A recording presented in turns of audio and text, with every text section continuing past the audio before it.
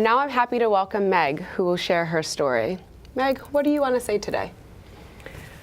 I wanted to start by mentioning that I have 3 abortion-related stories that I could share that are within me, and I wanted to lead with that because I think people experience abortion is so stigmatized, and of course multiple abortions certainly, but instead of feeling badly about it, I feel so much that this is were decisions and choices that I made about that reflect my being a thoughtful, ethical person trying to lead a happy life. And so I just wanted to mention that. I grew up outside the US and always was hearing about how fantastic the US healthcare system is. It's the best. We have the most choices. It's so marvelous. And so the story that I would like to share with you is about kind of an interface with the health system that I think, tells a slightly different story.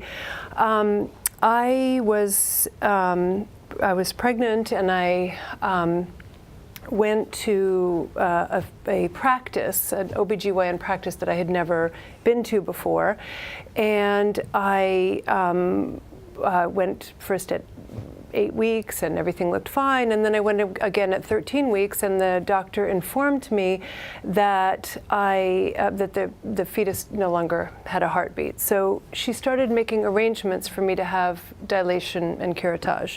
And because I work in sexual and reproductive health, although I didn't know the details, but I was interested in the possibility of having a medical abortion or medical cleaning out of my uterus instead of having the surgical procedure. So I asked her, what about misoprostol? Could that not work for somebody like me?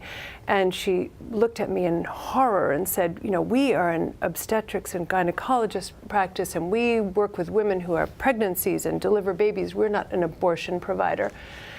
So I made a note to myself not to return to that practice. But while I was getting dressed, she redeemed herself, and she went onto iPass's website and found the protocol for administering misoprostol, which she gave to me, and I went home and took. And I will say it's not for everybody, but it was absolutely the right thing for me.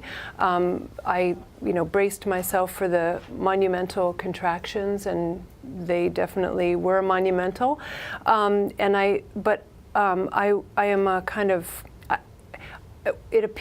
this method appealed to me because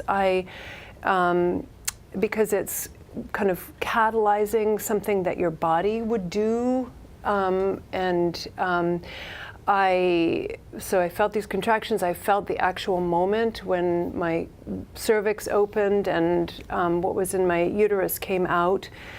And when the next day, when I went back to the practice to have a sonogram, and they were looking at my body, the technician was just raving about how it looked so amazing, and I encouraged him to call other people in from the practice for my personal public education effort.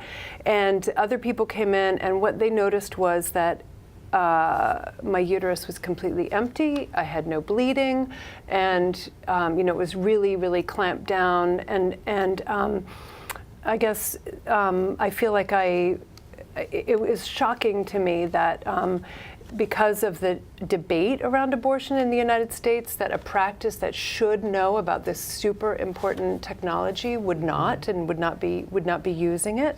And also, by the way, it cost $4 as opposed to over $2,000 that would have been the cost of dilation and curettage. So there's something wrong there. There's something broken there about how we have a dysfunctional conversation about abortion, and then it is interfering with people's access to good health care.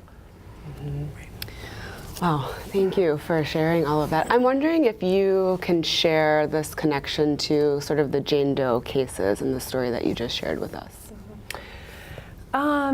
I think there are a couple things. One is the actual institution, the healthcare, the system impeding somebody's access unless they already have information about the kind of treatment that they need and the want, its legal status, et cetera, et cetera. You have to advocate for yourself within the medical system. So that's one thing.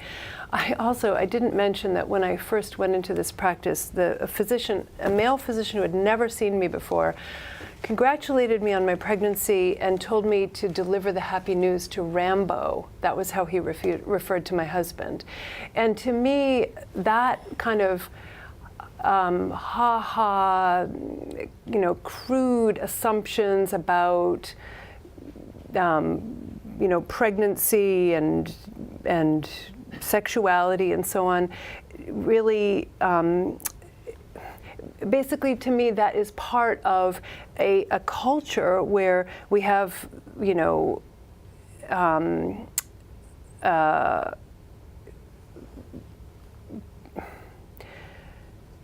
have a lot of sexual coercion and kind of a celebration of a certain kind of masculine and sexuality, and yet we don't have the open conversation about for women to protect their bodies, to be able to use contraception, to be able to choose abortions if they want.